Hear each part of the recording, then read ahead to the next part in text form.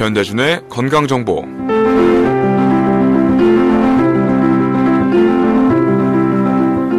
변대준의 건강정보 시간입니다.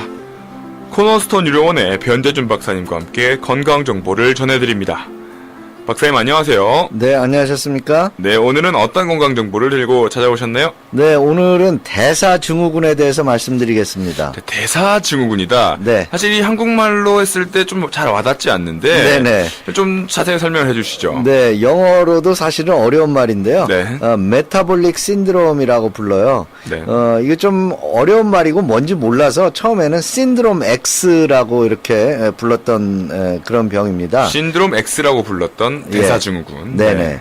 그 대사증후군이라는 건 뭐냐면 심장마비라든지 중풍, 동맥경화, 당뇨병 이런 주요한 성인병들을 일으킬 수 있는 위험 요인들이 있는데 네. 그 위험 요인들을 여러 개를 동시에 갖고 있는 경우에 이 위험 요인을 동시에 여러 개를 갖고 있으면 심장마비, 중풍, 당뇨병, 동맥경화 같은 성인병이 잘 생긴다 해서 이런 위험 요인 여러 개를 동시에 갖고 있는 사람들을 대사증후군이라는 병이 있다. 이렇게 부르게 된 거예요. 아, 그렇군요. 네네. 이게 위험 요소 5개 중에 3개 이상을 동시에 갖고 있으면 네, 그렇게 정의되어 있죠. 사실 네. 이 대사증후군 할 때 대사가 신진대사 할 때 그 대사가 네, 맞나요? 맞습니다. 그렇군요. 네. 자, 그렇다면 오늘의 건강정보는 그 5가지 위험 요인에 대해서 좀 말씀해 주셔야 될 것 같은데. 네, 그렇습니다. 그럼 차근차근 한번 살펴보면 좋을 것 같아요. 예. 그럼 첫 번째 요인은 어떤 요인일까요? 네, 제가 지금 말씀드리려고 하는 5개 위험 요인 중에 3가지 이상이 있으면 이제 대사증후군이다 이렇게 얘기를 하는 거고요. 네. 예, 첫 번째 위험 요인은 비만입니다.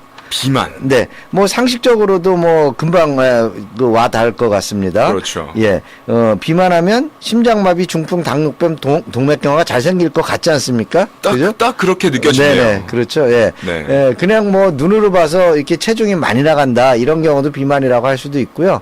좀 더 구체적으로 얘기를 하면 주로 이제 대사증후군을 정의하는 비만의 정의는 허리둘레를 가지고 합니다. 허리둘레요. 네네. 그래서 남자의 경우는 허리둘레가 40인치 이상, 네. 또 여자의 경우는 35인치 이상이면은 이것은 대사증후군의 그 기준에 들어간다 이렇게 얘기를 하죠. 아, 단순히 비만이 몸무게를 가지고 결정하는 게 아니라 이제 복부 네. 비만을 네네. 좀 중심으로 하는데 네. 남자의 경우 40인치, 여자의 경우 35인치 이상이면 위험군이다 네. 라고 할 수 있겠고 네네. 사실 제가 요즘 뱃살이 쪄서 좀 고민인데 아직까지는 위험군이 아니네요. 네. 좀 근데 관리를 해야 될 것 같습니다. 네네. 자, 그럼 첫 번째 요인이 비만이었고요. 두 번째 네. 요인은 어떤 요인이죠? 두 번째 위험 요인은 중성지방이 높은 것입니다. 네.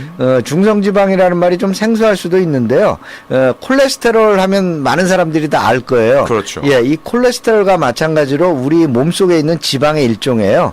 네, 영어로는 트라이글라이세라이드라고 하는데 네.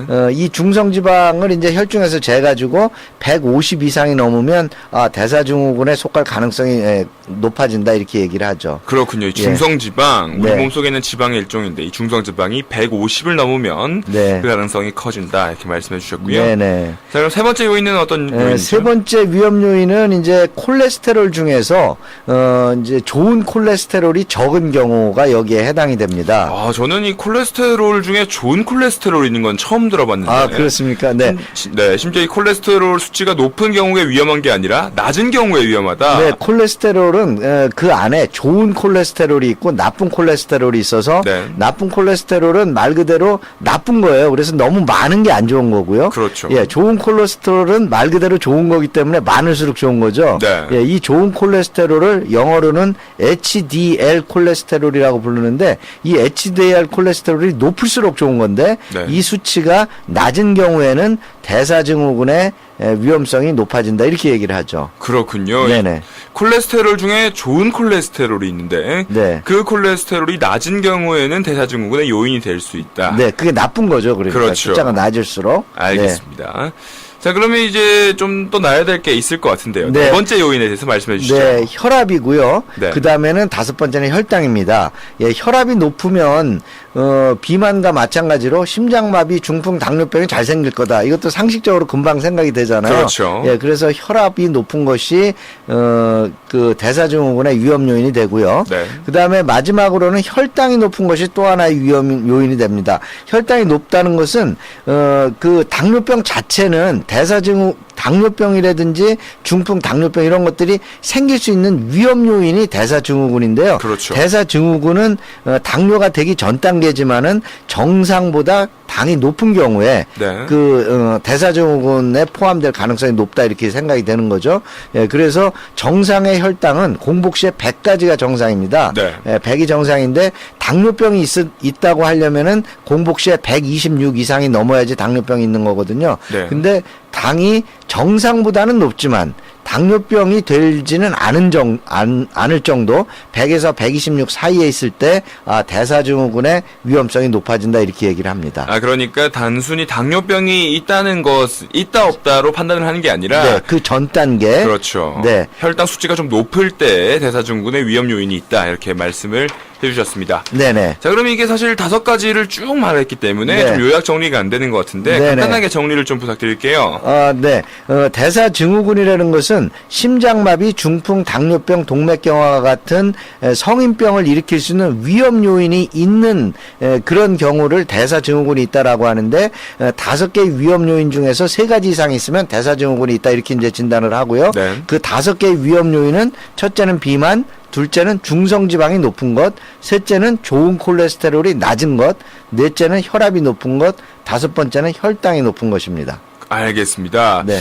대사증후군 이렇게 5가지 위험 요인에 대해서 알아보았고요. 네네. 자, 그러면 이제 좀 알아보고 싶은 것이 이 대사증후군이 왜 중요할까? 네네. 중요하기 때문에 저희 건강정보에서 좀 짚는 거 아니겠습니까? 네네, 그렇죠. 네. 예.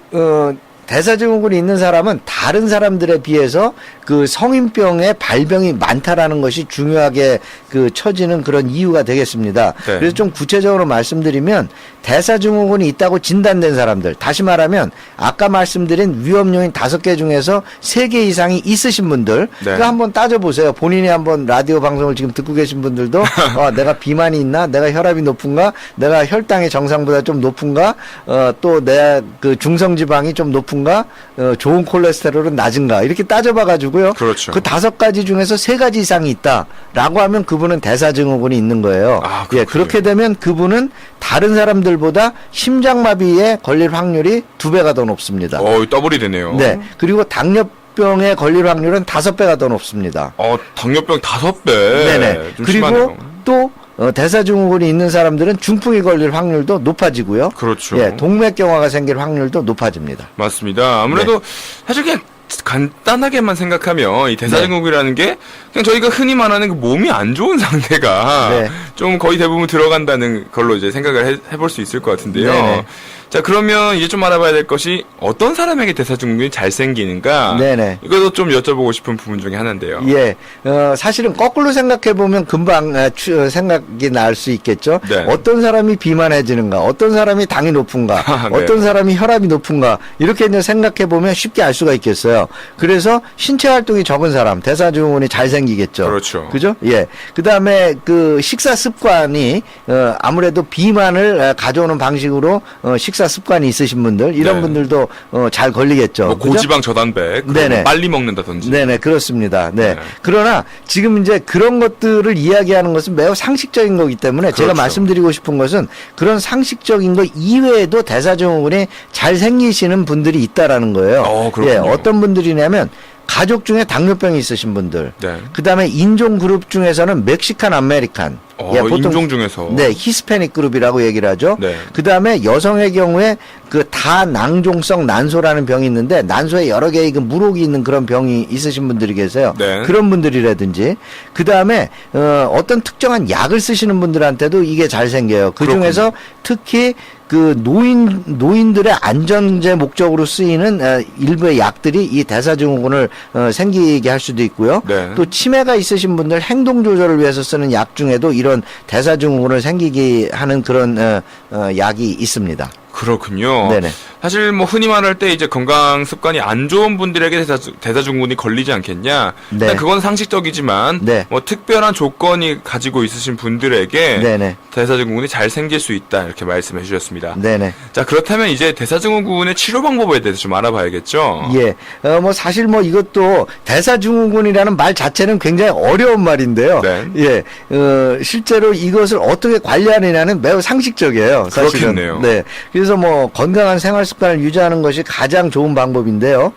그것이 대사증후군을 치료하는 방법이기도 하고 또 예방하는 방법이기도 하죠. 그죠? 네. 예, 적절한 체중을 유지한다, 신체 활동량을 늘린다, 그다음에 건강한 식사를 한다 이런 거고요. 예, 건강한 식사라고 한다면은 뭐 소금기가 많은 걸 줄인다든지 또 기름기가 많은 걸 줄인다든지 또 신선한 야채나 과일 같은 걸 많이 먹는다든지 또 섬유소가 많은 걸 섭취한다든지 이런 뭐 상식적인 것이 되겠고요. 그렇네요. 예, 물론 뭐 고혈압이나 당뇨병 있으신 분들 또 중성지방이 높으신 분들 또 콜레스테롤이 높으신 분들 이런 분들은 약을 써서 관리를 하는 경우도 있겠습니다.